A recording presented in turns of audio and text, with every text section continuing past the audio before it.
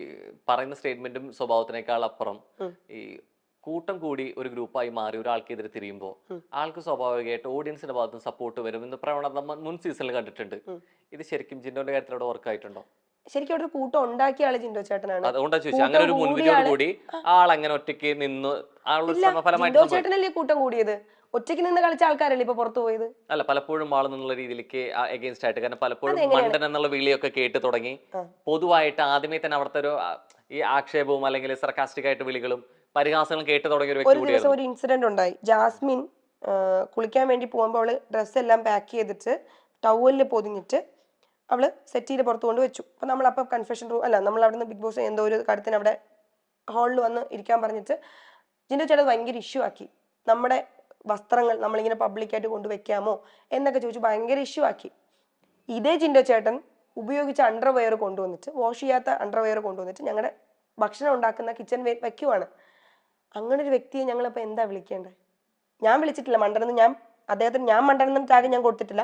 അപ്പോഴും എപ്പിസോഡ് കണ്ട ആൾക്കാർക്കറിയാം ജിൻഡോ ചേട്ടൻ മണ്ടനെന്ന് ഞാൻ ഒരിക്കലും പറയില്ല, അന്നും പറയില്ല, ഇപ്പോഴും പറയില്ല. ആ വീട്ടിലെ ഏറ്റവും ബുദ്ധിമാനായ വ്യക്തി ജിൻഡോ ചേട്ടനായിരുന്നു. കാരണം അദ്ദേഹത്തിന് ഇവിടെ നിന്ന് കയറുന്നതിന് മുമ്പും ബുദ്ധിപരമായി അദ്ദേഹം കുറേ കാര്യങ്ങൾ പ്ലാൻ ചെയ്തിട്ട് പോകാൻ അദ്ദേഹത്തിന് നന്നായി എക്സിക്യൂട്ട് ചെയ്യാൻ പറ്റി. കുറേ കാര്യങ്ങൾ പ്ലാൻ ചെയ്യാൻ പോയി. അതേ കാര്യങ്ങൾ അദ്ദേഹത്തിന് അവിടെ വന്നിട്ടും അത് ആൾക്കാരിലേക്ക് ഇംപ്ലിമെന്റ് ചെയ്യാൻ പറ്റി. അത് ചെയ്യാതെ പോയ ആൾക്കാരാണ് മണ്ടന്മാര്, ഞാനടക്കം. ഞാൻ അങ്ങനെ അദ്ദേഹം ബുദ്ധിമാനാണ്. ജിൻഡോ ചേട്ടൻ മണ്ടനാണെന്ന് ഞാൻ അന്നും പറഞ്ഞിട്ടില്ല, ഇപ്പോഴും പറയില്ല. അതിനകത്ത് ഇതേപോലെ പ്ലാൻ ചെയ്ത് പുറത്തുള്ള PR വർക്കിന്റെ പേരിലാണ് കോൺഫിഡൻസ് കാണിക്കുന്നതെന്ന് പറയുമ്പോഴും ഈ പുറത്ത് ആളുകളുടെ സംസാരത്തിൽ കൃത്യമായിട്ട് ഈ ഫേവറിസം കാണിക്കുന്നത് ജാസ്മിൻ ആണെന്നാണ് സംസാരം. ശരിക്കും ആ ഫേവറിസം അവിടെ ആർക്കെങ്കിലും കിട്ടുന്നുണ്ടോ? എനിക്കറിയില്ല. ആക്ച്വലി ഞാൻ ഈ പറഞ്ഞല്ലോ, എന്നെ കൊണ്ട് പറ്റുന്ന മാക്സിമം നന്നായിട്ട് നിൽക്കാൻ നോക്കിയൊരു വ്യക്തിയാണ് ഞാൻ. എന്നിട്ടും ഞാൻ പുറത്തായത് എന്ത് കാരണമാണെന്ന് എനിക്ക് അറിയില്ല. അപ്പം എല്ലാരും പറയുന്നു ജനങ്ങൾ വോട്ട് കുറവാണെന്ന്. അപ്പൊ എന്നിട്ടും ജനങ്ങൾ ഇപ്പൊ നമ്മളെ നേരിട്ട് കാണുമ്പോഴും നേരിട്ട് സംസാരിക്കുമ്പോഴും നമ്മൾ ഒരിക്കലും എക്സ്പെക്ട് ചെയ്തില്ല അപ്സര പുറത്തു പോകും. പിന്നെ ആരാണ് എന്നെ തോപ്പിച്ചത്? എനിക്കറിയില്ല, എനിക്കതിൽ വ്യക്തതയില്ല. അപ്പം അതിനെക്കുറിച്ച് എനിക്കൊന്നും പറയാനില്ല. എനിക്കറിയില്ല, ഞാൻ എന്താ പറയണ്ടേ? ഈ ജിൻഡോ ചേട്ടന്റെ പെരുമാറ്റം എന്നുള്ള രീതിയിലേക്ക് പലതും പറഞ്ഞു. അല്ല, ജിൻഡോ ചേട്ടൻ എന്ന വ്യക്തിയെ മാത്രമല്ല ഞാൻ പറയുന്നത്. അവിടെ മെജോറിറ്റി ആൾക്കാരും ചെയ്യുന്ന നെഗറ്റീവ്സ് പോസിറ്റീവാക്കി മാറ്റാനുള്ള ഒരു കഴിവ് എനിക്ക് തോന്നുന്നു PR ടീമിനുണ്ട്.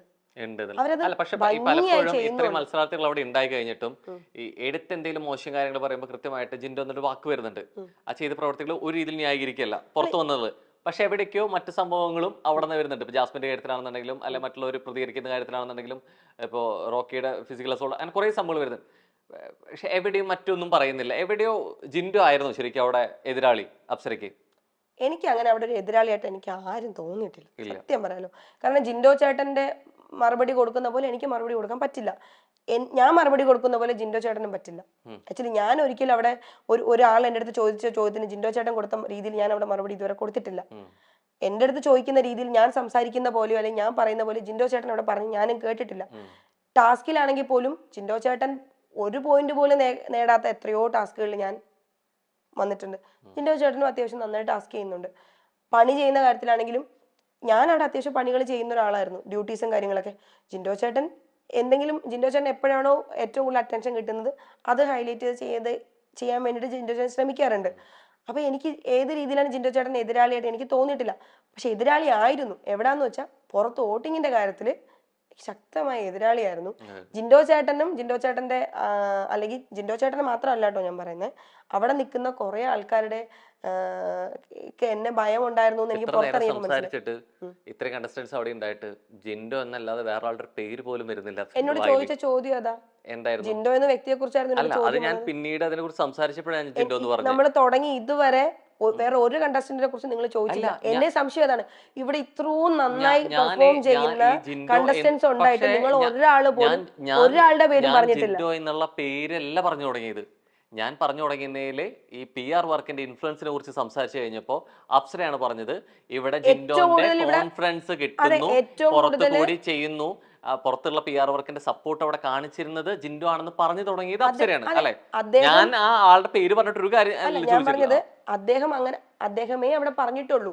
അപ്പൊ എനിക്ക് അതല്ലേ പറയാൻ പറ്റും. അപ്പൊ നേരത്തെ പറഞ്ഞ സ്റ്റേറ്റ്മെന്റ് തരുത്തണം, ഞാൻ അതേ ചോദിക്കുന്നുള്ളൂ എന്ന് പറയരുത്. അല്ല, എന്താണെന്നറിയോ, നമ്മൾ പിന്നെ അങ്ങോട്ട് കണക്ട് ചെയ്ത് ജിൻഡോ ചേട്ടന്റെ പ്രവൃത്തികൾ എന്തുകൊണ്ടാണ് അങ്ങനെ, ജിൻഡോ ചേട്ടൻ ചെയ്ത പിന്നെ കണക്ട് ചെയ്ത് വന്ന ക്വസ്റ്റ്യൻസ് ഫുൾ അത് അതായിരുന്നു. പിന്നീടാണ്, അത് അപ്സരയുടെ മറുപടി എന്നാണ് ഞാൻ ആദ്യം പറഞ്ഞു അല്ല, തുടങ്ങിയത്. ആദ്യത്തെ ക്വസ്റ്റ്യൻ എനിക്ക് അങ്ങനെ മറുപടി പറയാൻ പറ്റും. കാരണം വോട്ടിങ്ങിന്റെ ബേസിലാണ് എന്ന് പറയുമ്പോൾ വോട്ടിങ്ങിൽ എനിക്ക് തോന്നുന്നു പുറത്തിറങ്ങിയപ്പോൾ ഏറ്റവും കൂടുതൽ വോട്ടിംഗ് മുമ്പ് നിൽക്കുന്ന ആള് ജിൻഡോ ചേട്ടനാണ്.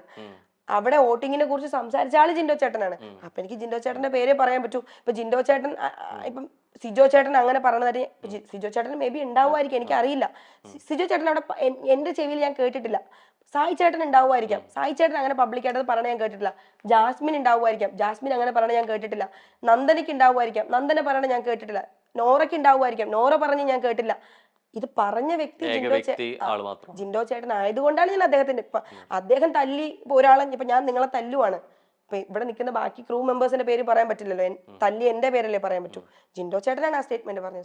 ജിൻഡോ ചേട്ടന്റെ പേര് അവിടെ വന്ന് നമ്മൾ അവിടെ എങ്ങനെ ഗെയിം കളിക്കുന്നതിന്റെ ഒപ്പം തന്നെ പുറമെ നമുക്ക് എങ്ങനെ എത്രത്തോളം ഈ ഇഷ്ടകരം വരുന്നത് ശരിക്കും ഇൻഫ്ലുവൻസ് ചെയ്യുന്ന കൂടിയാണ്. ഒരുപക്ഷെ നമ്മുടെ പേഴ്സണൽ മാറ്ററുകളാണെന്നുണ്ടെങ്കിലും നമ്മുടെ പാസ്റ്റ് ആണെങ്കിലും ഒക്കെ ഇത് കണക്ട് ചെയ്ത് എടുക്കുന്ന കാര്യങ്ങളാണ്.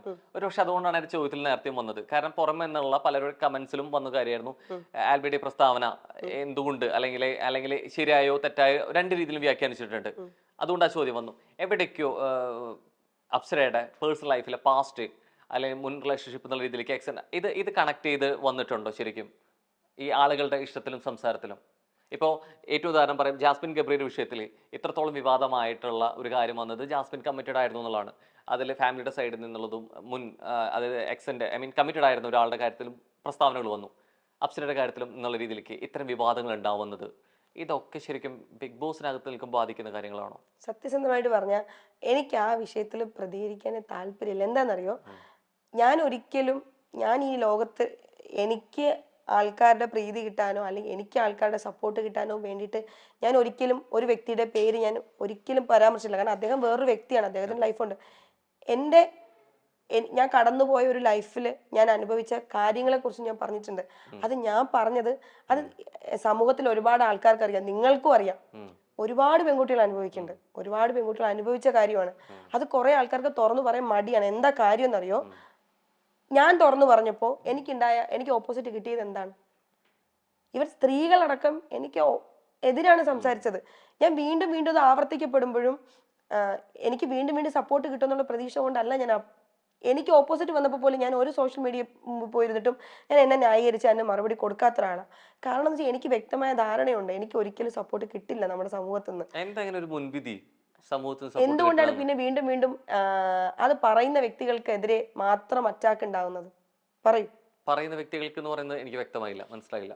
ഞാൻ എന്റെ ലൈഫിൽ ഞാൻ കടന്നുപോയ ഒരു മോശം സാഹചര്യത്തെ കുറിച്ച് മാത്രം ഞാൻ പറഞ്ഞു. ഇതിനു മുമ്പ് ഞാൻ ഒരു അവസരത്തിൽ പറഞ്ഞു. അപ്പോഴും ഏറ്റവും കൂടുതൽ അറ്റാക്ക് നേരിട്ട വ്യക്തി ഞാനാണ്. എന്തുകൊണ്ട് ഒരാള് പോലും ആ ചെയ്ത വ്യക്തിക്കെതിരെ സംസാരിച്ചില്ല? അത് കഴിഞ്ഞു. അന്ന് ഞാൻ വന്നിട്ട്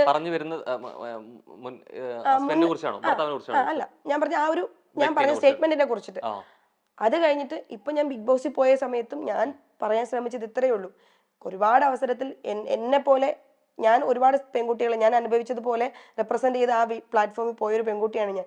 ഒരുപാട് സമയത്ത് തോറ്റുപോയ ഒരാളാണ് ഞാൻ ലൈഫിൽ. കാരണം ഒരുപാട് ആൾക്കാരെ സ്നേഹിച്ചതിന്റെ പേരിൽ, സപ്പോർട്ട് ചെയ്തതിന്റെ പേരിൽ, കൂടെ നിർത്തിയതിന്റെ പേരിൽ, വിശ്വസിച്ചതിന്റെ പേരിൽ തോറ്റുപോയ ഒരാളാണ് ഞാൻ. അന്നും എനിക്ക് ഒറ്റ ലക്ഷ്യമാണ്. എൻ്റെ അമ്മ സത്യമായിട്ട് ഞാൻ പറയാം, ജെന്യൂനായിട്ട് ഞാൻ പറയാം, ഞാൻ ബിഗ് ബോസിൽ പോയ സമയത്ത് എനിക്ക് ഫെയിം ഉണ്ടാക്കണം, എനിക്ക് അങ്ങനെയല്ല, എനിക്ക് ജീവിക്കാൻ വേണ്ടി ഞാൻ എന്തു പണിയെടുക്കാനും തയ്യാറായ ഒരു വ്യക്തിയാണ്. ഞാൻ അങ്ങനെ പോയൊരു ആളാണ്. അവിടെ പോയ സമയത്ത് ഞാൻ പറഞ്ഞ എന്താണ്, നമ്മുടെ ലൈഫിൽ നമുക്ക് ഒരുപാട് പ്രശ്നങ്ങളുണ്ടാവും, ഇനിയും ഉണ്ടാവും, എനിക്കറിയാം, നമുക്കുണ്ടാവും പ്രശ്നങ്ങൾ, മരണം വരെ ഉണ്ടാവും.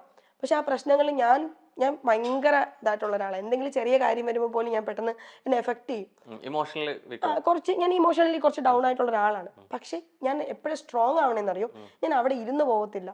ഞാൻ അപ്പൊ ചിന്തിക്കുന്ന എന്താണ്, ഞാൻ ഇവിടെ ഇരുന്നാൽ എനിക്ക് ആരുമില്ല, എനിക്ക് കൊണ്ടുതരാൻ ആരുമില്ല, ഞാൻ കഷ്ടപ്പെട്ടാലേ എനിക്ക് ജീവിക്കാൻ പറ്റുള്ളൂ. ഞാൻ ഇങ്ങനെ ഇരുന്ന എന്നെ പറഞ്ഞ ആൾക്കാർ വിജയിക്കുകയും ഞാൻ തോറ്റു പോവുകയും ചെയ്യും. അങ്ങനെ തോക്കാൻ പാടില്ല, എനിക്ക് ജയിക്കണം, ഞാൻ സ്വപ്നം കണ്ട അടുത്തേക്ക് എനിക്ക് എത്തണം.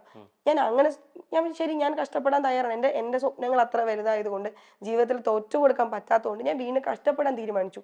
ഞാനിത് പെൺകുട്ടികളോട് ഇത് അനുഭവിക്കുന്ന സ്ത്രീകളോട് തുറന്നു പറയാത്ത എത്രയോ സ്ത്രീകളുണ്ട്. ഞാനിത് അവരോട് പറയുന്നത് എല്ലാവരുടെ ലൈഫിലും ഉണ്ടാവും, എന്റെ ലൈഫിലും ഉണ്ടായി. പക്ഷെ അവിടെ നമ്മൾ വീണ് പോവരുത്. നിങ്ങൾ ട്രൈ ചെയ്തോണ്ടേ ഇരിക്കുക. നിങ്ങൾക്ക് പറ്റാത്തൊരു ബന്ധമാണെന്നുണ്ടെങ്കിൽ നിങ്ങൾ അവിടെ കടിച്ചു തൂങ്ങണ്ട. പക്ഷെ ആ ഒരു ബന്ധത്തിൽ നിന്ന് മാറി ശരിക്കും ഈ ആള് തന്നെ വീണ്ടും വന്നിട്ട് സോഷ്യൽ മീഡിയ വന്നിട്ട് ക്ലാരിറ്റിക്കോ പ്രസ്താവനയ്ക്കോ നിൽക്കുന്നത് ഈ അകത്ത വിശേഷങ്ങളും പുറത്ത് നടക്കുന്ന ഈ വിവാദങ്ങൾ കൊണ്ട് കൂടിയല്ലേ? അങ്ങനെ തോന്നില്ലേ? അല്ല, ക്ലിയർ ചെയ്തോട്ടെ. ഞാൻ പറയട്ടെ, ഇപ്പം എപ്പോഴും ഞാനിപ്പം പറയുമ്പോൾ എന്നെ ന്യായീകരിച്ചിട്ടേ ഞാൻ പറയുള്ളൂ.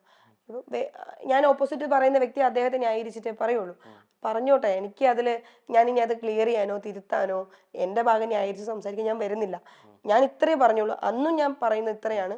നമ്മുടെ ലൈഫിൽ കുറേ പ്രശ്നങ്ങൾ വരും. ഇപ്പൊ ദാമ്പത്യ ജീവിതത്തിലായാലും അല്ലാത്ത ലൈഫിലായാലും നമുക്ക് കുറേ പ്രശ്നങ്ങൾ വരും. അവിടെ നമ്മൾ തളർന്നു പോകാതിരിക്കുക. ഇപ്പൊ നമ്മൾ നമ്മുടെ സങ്കടങ്ങൾ പബ്ലിക്കിൽ വന്നിട്ട് പറഞ്ഞാൽ പോലും ചിലപ്പോൾ നമ്മളെ ആളുകൾ അക്സെപ്റ്റ് ചെയ്യില്ല. നമുക്ക് ഓപ്പോസിറ്റ് ആയിരിക്കും അപ്പോഴും ആൾക്കാർ കൂടുതൽ റിയാക്ട് ചെയ്യുന്നത്. അത് മൈൻഡ് ചെയ്യാതിരിക്കുക.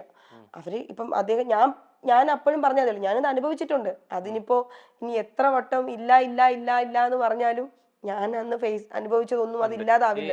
അനുഭവത്തിന്റെ ഒപ്പം ഈ അനുഭവിച്ച എക്സ്പീരിയൻസിലോ അല്ലെങ്കിൽ അനുഭവിച്ച പാഠങ്ങളിൽ നിന്നാണോ എവിടേക്ക് ഈ പ്രതികരണ ശേഷി നഷ്ടപ്പെട്ടു എന്ന് തോന്നുന്നുണ്ടോ? എനിക്ക് പ്രതികരണശേഷി കൂടി. മലയാളി മിനി സ്ക്രീൻ പ്രേക്ഷകർക്ക് സുപരിചിതയാണ് അപ്സര ആൽബി. സാന്ത്വനം എന്ന സൂപ്പർ ഹിറ്റ് സീരിയലിലൂടെയാണ് കൂടുതലായി അപ്സര അറിയപ്പെട്ടത്. അതിനു മുൻപ് തന്നെ ഏഷ്യാനെറ്റിലെ കോമഡി സ്റ്റാർസ് അടക്കമുള്ള പരിപാടികളിലും താരം ഭാഗമായിരുന്നു.